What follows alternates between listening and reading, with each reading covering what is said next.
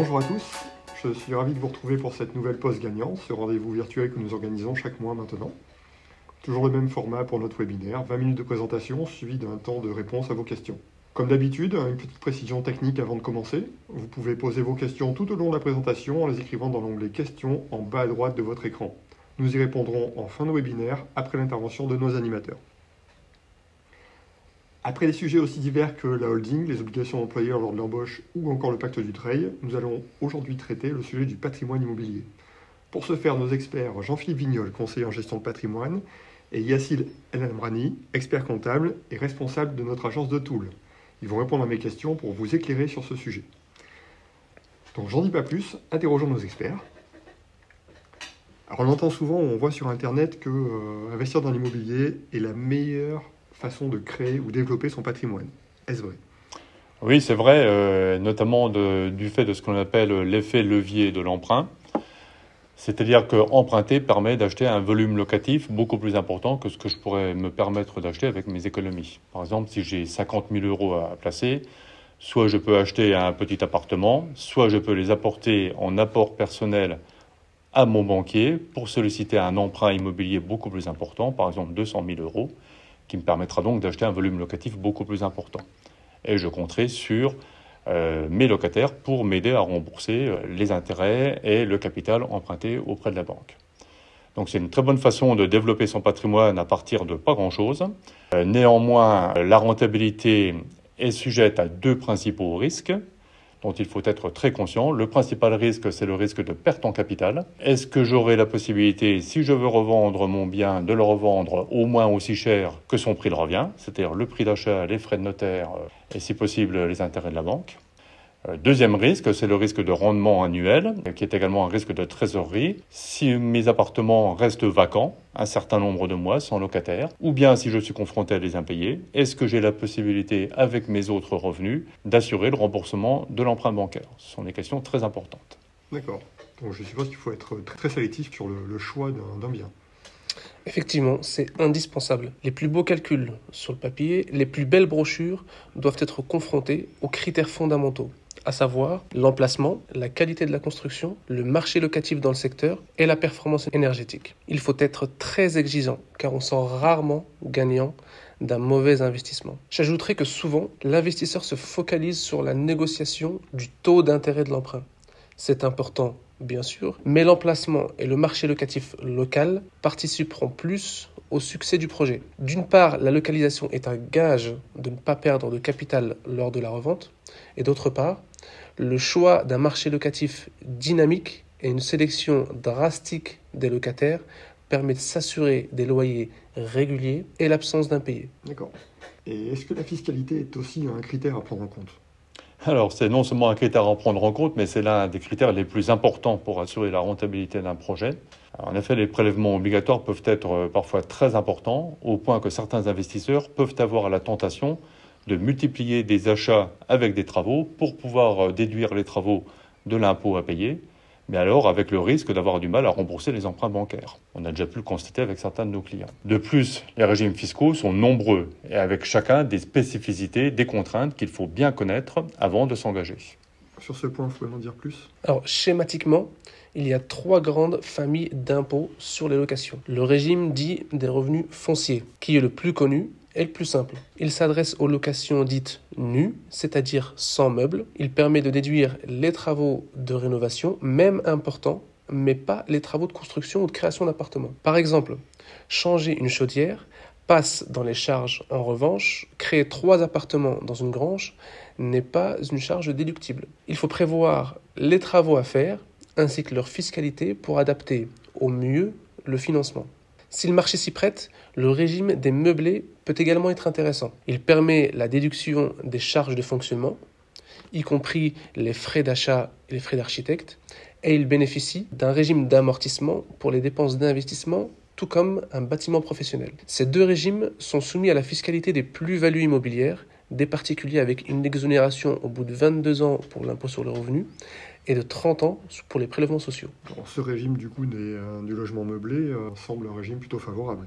Oui, mais là encore, à condition que le marché existe. Mais aussi après avoir vérifié que le renouvellement des meubles inévitable, ne réduit pas trop le gain par rapport au simple régime des revenus fonciers. Enfin, le troisième régime, l'impôt sur les sociétés, est de plus en plus utilisé. Il permet, comme le régime des meublés, de passer en charge tous les travaux, d'amortir le bien, mais aussi d'avoir des prélèvements encore plus réduits. Donc pas de prélèvements sociaux et un taux d'imposition limité à 15%. En contrepartie, les plus-values à la revente ne bénéficient d'aucune exonération. De plus, la distribution des résultats sont considérés comme des dividendes et sont taxés à hauteur de 30%. Ce régime favorise donc les projets qui sont à la recherche d'une fiscalité la plus faible possible pendant le remboursement des emprunts, mais au risque d'être plus onéreux à la revente. En résumé, en ce qui concerne la location nue, elle permet de constituer un capital, mais génère une imposition sur des revenus que l'on ne perçoit pas, car ils sont consommés par l'emprunt. La location meublée a les mêmes caractéristiques, mais permet de réduire le niveau d'imposition en contrepartie d'un renouvellement régulier du mobilier. Et enfin, avec l'impôt sur les sociétés, le prélèvement est plutôt faible pendant la phase d'emprunt, mais cet impôt est reporté à la revente et lors des prélèvements des résultats. D'accord.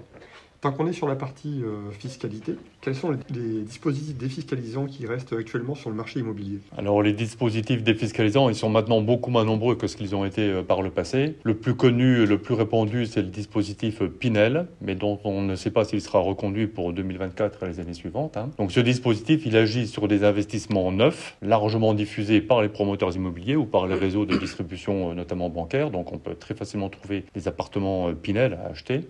Ça peut aussi se concevoir pour de la rénovation totale. Alors en quoi est-ce que ça consiste? Ça consiste en une réduction de l'impôt du foyer, réduction dont le taux est variable selon l'engagement de durée de location. Par exemple, si je m'engage à louer pour minimum 6 ans, je vais pouvoir réduire mon impôt de 12% de la valeur de mon investissement. Si je m'engage pour une durée un peu plus longue, par exemple 9 ans, ça sera 18%. Et en cas de prorogation de 10 à 12 ans, ça sera 21%. Et cela dans une limite d'investissement qui peut sembler conséquente de 300 000 euros par an, renouvelable tous les ans si on le souhaite. Mais n'oublions pas que cette réduction d'impôt va servir déjà avant tout à gommer la fiscalité des loyers attachés à cet investissement que je viens de réaliser. Donc cette réduction d'impôt n'aura qu'un impact très limité sur mes revenus actuels. Donc il ne faut pas faire du Pinel essentiellement pour réduire ses revenus actuels, notamment si on a eu une bonne année professionnelle. Le Pinel va servir surtout à effacer ses propres revenus. D'autre part, les conditions pour en bénéficier orientent les investissements vers des zones à forte tension de logement, donc en clair des grandes agglomérations, et vers des locataires à revenus plutôt modestes. Donc les équilibres financiers devront être soigneusement calculés, objectivement calculés, et il faudra être très vigilant sur le risque de perte de valeur vénale en cas de revente ultérieurement. Parmi les autres dispositifs, il faut mentionner donc, le dispositif de Normandie, qui est un peu l'équivalent du Pinel, mais pour l'ancien, avec un total de travaux devant représenter au moins 25% du total de l'investissement. Autre dispositif défiscalisant, le dispositif Malraux, destiné aux rénovations d'immeubles anciens dans des quartiers historiques dégradés. L'avantage fiscal est une réduction d'impôt de 22%, voire 30% des travaux, dans la limite de 100 000 euros de travaux pendant 4 ans. C'est donc bien supérieur au déficit foncier habituel de 10 700 euros par an. Reste à s'assurer de la rentabilité d'un tel investissement. De façon générale, la pérennité de ces dispositifs ne peut pas être garantie. Néanmoins, les projets engagés dans le cadre des dispositifs défiscalisants ne devraient pas être remis en cause. Au-delà de ces programmes de défiscalisation, l'investisseur pourra se renseigner sur les aides de travaux potentiels auprès de l'ANA, l'Agence nationale de l'amélioration de l'habitat, ou d'autres partenaires comme France Rénov'. Très bien. Je vois que le choix est large et que les critères sont nombreux. Sur le plan juridique maintenant, si je veux investir avec des amis ou transmettre à mes enfants, puis-je passer par une société? Alors effectivement, on peut investir à plusieurs sans avoir de société. On sera sous le régime juridique de la copropriété. On peut transmettre un immeuble comme ça à ses enfants par une donation partage, sans faire de société. Néanmoins, faire une société, ça sera quand même très préférable. Ça permettra, par exemple, en cas d'investissement à plusieurs, d'organiser les prises de décision, les conditions de majorité pour voter tel ou tel travaux ou de nouveaux investissements. Si je veux donner à mes enfants, une société sera bien plus pratique pour organiser une donation-partage. Et d'autre part, je pourrais vérifier l'évolution de la propriété du bien en me faisant nommer gérant de la société. C'est moi qui prendrai les principales décisions, donc je donnerai, mais je continuerai à diriger la société. Ce qu'il faut noter, c'est que le choix de la société, qui est relativement large, pourra également influencer le régime fiscal et vice-versa. Donc là-dessus, il faut être très vigilant. Par exemple, si je veux faire du meublé, une SCI ne conviendra pas forcément parce qu'elle sera automatiquement sous le régime de l'impôt sur les sociétés. Donc Yacine, tu nous as expliqué que c'était favorable en fiscalité annuelle, mais plutôt défavorable sur le long terme, notamment en cas de revente. A contrario, une SRL de famille, avec ses enfants, ne serait pas à l'impôt sur les sociétés pour faire du meublé, mais d'un autre côté, le gérant devra payer des cotisations sociales. Donc à chaque fois, il faut bien mesurer tous les avantages, tous les inconvénients. Okay. Et en cours de vie des projets, les situations et les revenus de chacun peuvent changer, évoluer. Peut-on alors modifier les statuts juridiques et ou la fiscalité sans se séparer des biens acquis ? Alors oui, mais déjà pour commencer, il faut être bien conscient que si je suis propriétaire d'un bien, je peux sans aucun problème l'apporter à une société que je créerai, soit seul, soit avec des amis, soit avec mes enfants. Donc ça, c'est tout à fait possible. A contrario, si j'ai fait acheter un bien par une société et que je voudrais le reprendre à titre personnel, c'est tout à fait possible également. Mais à chaque fois, ça risque d'être onéreux. Je vais devoir payer l'impôt sur la plus-value immobilière. Il y aura des frais de notaire à assumer. Et pour ce qui est de dissoudre une société, il faut évidemment l'accord de tous les associés. Donc il faut bien réfléchir à cette opération longtemps à l'avance. On pourrait dire quand même que pour éviter des frais de notaire, pour apporter un bien à une société, notamment pour préparer une transmission, il vaudrait mieux faire à la société dès l'investissement initial, faire acheter par la société, plutôt que d'assumer des frais pour apporter ultérieurement le bien que j'ai acheté à une société. Ça semblerait être la meilleure formule. En effet, il est possible au cours de l'investissement, compte tenu de l'évolution des revenus de l'investisseur, de se poser la question d'un changement de régime fiscal. Passage de l'IS à l'IR ou inversement, passage de l'IR à un régime meublé. Attention, tous ces changements doivent être évalués et appréhendés et discutés au préalable. Ils peuvent générer des coûts significatifs et sont soumis à des délais d'option. D'accord. Je reviens sur l'intérêt de faire une société pour une transmission. Vous pouvez m'en dire plus sur ce point ? Alors, pour préparer une transmission, une société va avoir plusieurs intérêts. Le premier, je l'évoquais très rapidement, c'est permettre aux parents de transmettre le bien tout en conservant la maîtrise du bien. En effet, j'apporte le bien à une société, je donne des parts de société, mais je suis nommé gérant, je me suis nommé moi-même gérant en créant les statuts de la société, avec des pouvoirs très larges, donc c'est moi qui déciderai de tout. Et mes enfants auront beau être dans la société, c'est moi qui assumerai la direction et l'avenir de la société.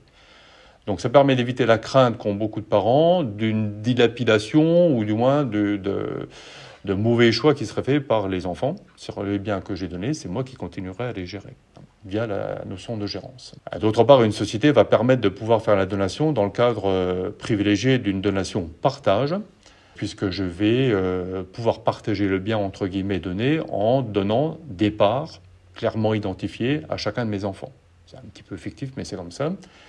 Ça va avoir deux principaux avantages de la donation-partage. Un, le gel des valeurs. Les biens que j'aurai donnés à mes enfants ne seront pas remis en cause à ma succession.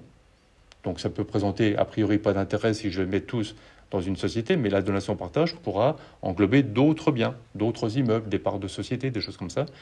Comme ça sera en donation-partage, on ne retravaillera pas les valeurs à ma succession. Donc ça, c'est quand même très intéressant.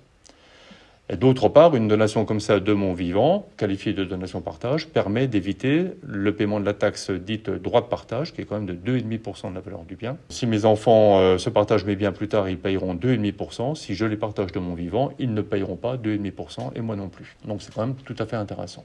L'autre intérêt de faire une société pour préparer une donation, c'est dans la relation avec la banque. En effet, si je veux donner un bien à mes enfants que j'aurais financé à titre personnel, la banque pourra s'y opposer en disant que je ne suis plus propriétaire de bien puisque je l'ai donné et pourrait donc théoriquement demander le remboursement anticipé de l'emprunt. Si au contraire l'investissement est fait en société, eh bien je vais donner les parts sociales de la société à mes enfants, en pleine propriété, en nue propriété, mais la société elle-même, elle va rester propriétaire du bien et donc emprunteuse. Et la banque ne pourra pas exiger le remboursement de l'emprunt. Donc ça, c'est quand même tout à fait favorable. Et puis un dernier aspect, pour revenir à la fiscalité, si je donne un bien dont je suis propriétaire, eh bien, je vais devoir déclarer la valeur de l'immeuble. A contrario, si je donne des parts de société, quand je vais évaluer la société, je vais d'un côté évaluer le bien, mais je vais déduire le capital restant dû sur l'emprunt. Et c'est normal, parce que je donne une société qui est endettée. Et j'ajouterai même là-dessus que si une comptabilité est tenue, on pourra déduire également, au titre du passif, les apports d'argent que les parents auront fait à la société pour aider la société à boucler son budget. Ce sont les apports en compte courant associé qui sont tout à fait déductibles et qui permettront donc de diminuer encore l'assiette fiscale de la donation. Très bien. Donc en conclusion, on peut dire que l'immobilier ne s'improvise pas. Effectivement, l'immobilier ne s'improvise pas. Les choix à faire sont à la fois purement immobiliers, donc localisation, type de bien, qualité du bien, mais aussi patrimoniaux, juridiques et fiscaux. Effectivement, il faut étudier sérieusement le projet sans en éluder les points faibles. Une étude financière et fiscale est vraiment recommandée pour rassurer non seulement l'investisseur, mais aussi son entourage, voire son banquier. Bien, merci. Merci pour cette intervention très claire. Nous allons passer à la phase de questions. Je vous rappelle que vous pouvez utiliser l'onglet questions en bas à droite pour nous les faire remonter. Alors pour commencer, justement une question à vous poser. La loi limite et va limiter les capacités de louer les biens qui ne sont pas énergétiquement performants. Comment intégrer ces contraintes dès l'achat ? Alors en effet, à partir de 2023, les logements avec des classes énergétiques dégradées ne seront plus éligibles à la location. Au 1er janvier 2023 pour les passoires thermiques, au 1er janvier 2025 pour les biens classés en DPE G, au 1er janvier 2028 pour les biens classés en DPE F, puis au 1er janvier 2034 pour les biens classés en DPE E. Ce timing sera, semble-t-il, au menu des discussions du budget de l'État de cet automne.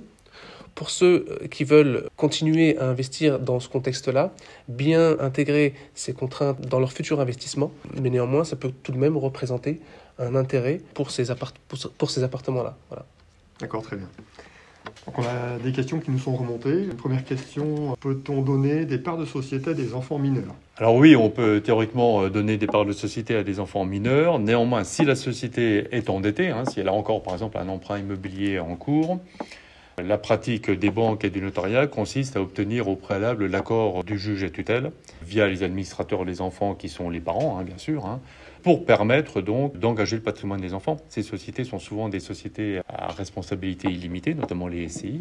Et il y a eu des procès retentissants dans les années 2000 où des banques ont été condamnées pour avoir prêté de l'argent à des sociétés qui étaient en partie détenues par des enfants mineurs. Donc pour éviter ça, il faut avoir l'accord du juge à tutelle. La plupart des notaires et des banques l'exigent maintenant. Très bien. Une seconde question, on a parlé de SARL de famille. Quelles sont les cotisations sociales d'une SARL ? Alors là, on ne peut pas y répondre ici. Ça dépendra beaucoup du chiffre d'affaires et du bénéfice de la SARL, qui fait de l'investissement locatif. Donc ça, c'est les approches que l'on fait au vu du business plan de la société. Ce ne sont pas des cotisations fixes ni forfaitaires. D'accord. Donc là-dessus, par rapport au projet, on se rapproche des conseillers pour faire le calcul. On fait un business plan. Voilà. Très bien. Une nouvelle question, quand les parents sont majoritaires dans la société, s'il y en a un qui décède, comment cela se passe-t-il ? Déjà, c'est là qu'on voit l'intérêt d'avoir au moins 2 gérants dans la société pour que la société ne soit pas, entre guillemets, en panne de gérants. Donc on aime bien avoir les 2 parents qui sont gérants dans la société. Ensuite, des sociétés classiques de type SARL, SCI, ce n'est pas gênant si on n'a plus qu'un seul parent et qu'il n'est plus majoritaire en tant que parent dans le capital. Les parts sociales du défunt sont réparties à tous les héritiers, donc tous les enfants.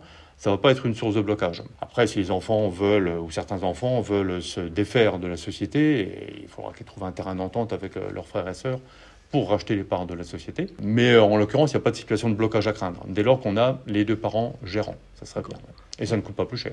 D'où l'importance de la rédaction des statuts dès la création. Oui, et entre autres choses, puisque tu le dis, j'insisterai là sur la nécessité d'avoir des règles statutaires clairement définies sur qui peut devenir associé. Si je veux vendre mes parts sociales, est-ce que je peux les vendre librement à n'importe quelle personne, un copain, etc., qui ne fait pas partie du pacte initial ? Ou bien est-ce qu'on veut rester dans une société vraiment familiale avec les associés initiaux ? Et alors là, les statuts devront faire un choix et soumettre à agrément l'entrée d'une nouvelle personne, ce qui pourrait être un choix raisonnable. Ce sont les sociétés familiales, faire rentrer des tierces personnes, ça peut être un petit peu problématique. Très bien. Nouvelle question, quelle est la fiscalité pour les locations meublées de courte durée ? La fiscalité, donc, comme c'est une location meublée, on peut rentrer dans 2 catégories. Soit le régime de location meublée professionnelle ou non professionnelle. Soit on perçoit donc plus de 23 000 euros de revenus, et donc dans ce cas-là, on passe en catégorie professionnelle. Si on est en dessous, donc on sera considéré comme étant en régime de location meublée non professionnelle. Voilà. Et donc la principale différence entre les 2 régimes, c'est l'imputation du déficit. Lorsqu'on est en location meublée professionnelle, le déficit généré par l'activité peut être réimputé sur le revenu global, ce qui n'est pas possible quand on est en location meublée non professionnelle. Le déficit il s'impute simplement sur les revenus de la même catégorie. Voilà. Alors peut-être que la question portait également sur le traitement social, surtout des régimes de très courte durée, type Airbnb, quoi, en fait, avec une tentation dans les plus grosses villes de soumettre à cotisation sociale, même pour les petits revenus inférieurs à 23 000 euros, mais dès lors qu'on est sur des locations de très courte durée. Donc là, il y a une tendance assez forte à étendre ce risque. Donc il faut faire bien attention si on se lance dans du Airbnb. La fiscalité à venir risque d'être beaucoup plus lourde que la fiscalité actuelle. Très bien. Une nouvelle question. Quel impact sur les plus-values immobilières en cas de location de meublé professionnelle ou non professionnelle? Si on est en location meublée non professionnelle, on relève du régime des plus-values immobilières des particuliers, donc avec une assiette de taxation qui se réduit d'année en année, puis une exonération totale au bout de 30 ans. Si on est qualifié de location meublée professionnelle, donc là c'est effectivement une activité professionnelle, et là la fiscalité elle est tout autre, c'est une fiscalité des plus-values professionnelles, donc avec un calcul qui va se faire par différence entre le prix de vente et la valeur nette comptable. Et là, le temps qui va passer va être non pas un ami, mais un ennemi, puisqu'il va aggraver l'assiette de taxation. Et le taux de taxation sera tout à fait différent. Donc là, c'est une des grandes différences entre la location meublée non professionnelle et professionnelle. Il faut être très vigilant là-dessus. Donc, je crois qu'il n'y a plus de questions. Merci beaucoup de votre attention. N'hésitez pas à solliciter nos conseillers sur le sujet. À noter que notre prochain rendez-vous sera dans nos agences en présentiel. Rendez-vous très prochainement pour échanger ensemble sur les références économiques. Nos équipes vous attendent nombreux pour vous présenter les données économiques de 2023. Vous recevrez très prochainement une invitation avec plus de détails concernant ces moments d'échange. Encore merci à tous et à très bientôt.